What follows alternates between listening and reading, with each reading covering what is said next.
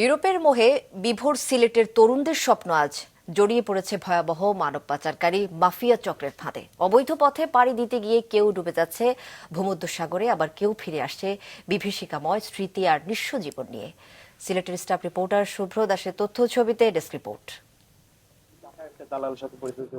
সুনামগঞ্জের ছাতকের বাসিন্দা সোলেমান হোসেন পরিবারের সচ্ছলতা ফেরানোর স্বপ্ন নিয়ে পা বাড়ান ইউরোপের পথে। বৈধভাবে নানা চেষ্টা ব্যর্থ হলে দালালের মাধ্যমে দুবাই হয়ে পৌঁছান লিবিয়ায়। সেখান থেকে ইতালি যাওয়ার কথা থাকলেও দালালরা তাকে বিক্রি করে দেয় মাফিয়া চক্রের কাছে। শুরু হয় অমানবিক নির্যাতন।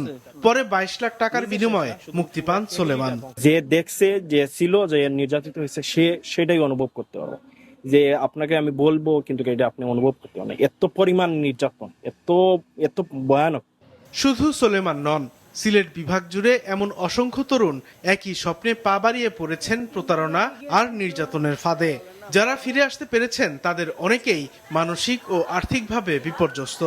এরকম প্রত্যেকটা জায়গায় তাদের হাত আছে, একটা না একটা দালালের মাধ্যমে আমরা যাওয়া লাগে। যে আমি ঋণ বা ক্ষতিগ্রস্ত হয়েছি, এগুলা আমি লোন কেউ কাছ থেকে শোধ করতে পারো না। এখন এই পর্যায়ে ঋণের পরিমাণ দাঁড়াইছে।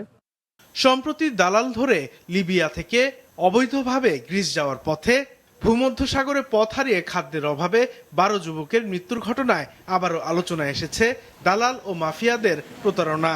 সরকারি তথ্য বলছে, গত 1 বছরে সিলেট অঞ্চলে অন্তত 54টি প্রতারণার অভিযোগ জমা পড়েছে সংশ্লিষ্ট দপ্তরে। এর মধ্যে 7 জন দালালকে চিহ্নিত করা হয়েছে, যাদের বিরুদ্ধে মামলা চলছে।